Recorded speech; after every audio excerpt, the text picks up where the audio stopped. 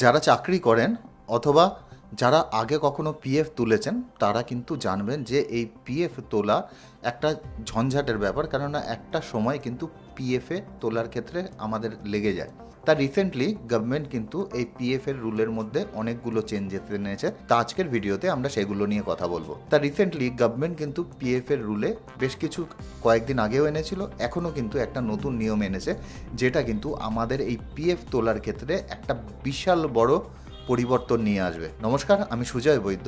তাহলে আমরা দেখে নিই যে এই পিএফ তোলার ক্ষেত্রে গভর্নমেন্ট কী পরিবর্তন এনেছে এবং এতে আমাদের সুবিধা হবে না অসুবিধা হবে। ইপিএফও কিন্তু আমাদের পিএফের যে পুরো প্রসেসটা আছে সেটা কিন্তু অটোমেটেড করতে চলেছে। অর্থাৎ আগে যখন আমাদের পিএফ উইথড্র করতে হতো তখন দেখা গেল অ্যাপ্লিকেশনের পর সেটা ম্যানুয়াল ভেরিফিকেশন হতো, তারপরে আমাদের পিএফ কিন্তু ছাড়া হতো এবং এক্ষেত্রে অনেক ধরনের অসুবিধা হতো। ডকুমেন্টেশনে দেখা গেল কোনো ধরনের এরর দেখা গেল অথবা প্রসেসিংয়ে ডিলে হলো। এই সমস্যা মেটানোর জন্য ইপিএফও পুরো প্রসেসটাকেই অটোমেটিক করতে চলেছে। বর্তমানে যাদের পিএফ 5 লক্ষ টাকা পর্যন্ত উইথড্র করতে হয় তাদের ক্ষেত্রে অলরেডি এই প্রসেসটা চলছে। 3 দিনের মধ্যে দেখি আমাদের পুরো জিনিসটা কিন্তু কমপ্লিট হয়ে যায়। কিন্তু সেক্ষেত্রে অ্যাডভান্স পেমেন্টের ক্ষেত্রে এই সুবিধা হয়।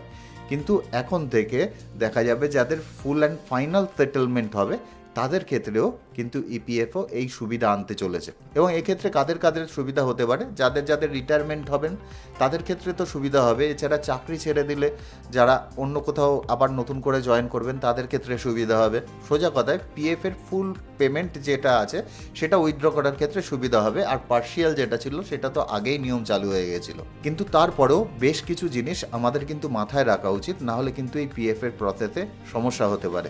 1 নম্বর, আমাদের কেওয়াইসি জানি ঠিকঠাক থাকে, অর্থাৎ আমাদের যে ডকুমেন্ট আছে সেটা ইপিএফও ডিপার্টমেন্টে জানি সঠিকভাবে দেওয়া থাকে। একবার দেখে নিন আপনার প্যান কার্ড সেখানে দেওয়া আছে নাকি, আপনার ব্যাংক অ্যাকাউন্ট ভেরিফিকেশান করানো আছে নাকি, এছাড়া আপনার ইউএএন অ্যাক্টিভ আছে কিনা, এইগুলো দেখে নিলে কিন্তু আপনার সমস্যা খুব একটা হওয়ার নয়। এছাড়াও ম্যাক্সিমাম মানুষেরই এখনও পর্যন্ত থাকে যে প্যান আর আধারের লিঙ্ক করা থাকে, কিন্তু তারপরেও একবার চেক করে নিন আপনার প্যান আধারের লিঙ্ক করা আছে কিনা। যদি না থাকে কোনো কারণে তাহলে অবশ্যই করে নিন। এর সাথে সাথে আপনার আধার কার্ডের সাথে আপনার বর্তমান যে ফোন নাম্বার আছে সেই ফোন নাম্বার লিঙ্ক করা আছে নাকি। অনেক ব্যক্তির ক্ষেত্রে দেখা যায় আধারের সাথে ফোন তো লিঙ্ক করা রয়েছে, কিন্তু সেটা দেখা গেল পুরনো কোনো মোবাইল নাম্বার লিঙ্ক করা রয়েছে এবং সেই মোবাইল নম্বর কার কাছে আছে কারোরই জানা নেই। সেক্ষেত্রেও কিন্তু অনেক মানুষের সমস্যা তৈরি হতে পারে। এর জন্য আপনার বর্তমান যে ফোন নাম্বার আছে সেটা আপনার আধার কার্ডের সাথে অবশ্যই লিঙ্ক রাখবেন। আরও একটা জিনিস কিন্তু ভবিষ্যতে চেঞ্জ হতে পারে, সেটা হলো আমরা কিন্তু ভবিষ্যতে ইউপিআই অথবা এটিএমের মাধ্যমেও আমাদের পিএফ তোলার যে সুবিধা আছে সেটা পেতে পারি। হতে পারে এই প্রসেস আসতে একটু দেরি হলো, কিন্তু একটা সম্ভাবনা আমরা দেখতে পাচ্ছি, আমরা ওই দিকেই এগোচ্ছি যেখানে আমাদের পিএফের টাকা কিন্তু আমরা এটিএম অথবা ইউপিআইয়ের মাধ্যমে তুলতে পারবো।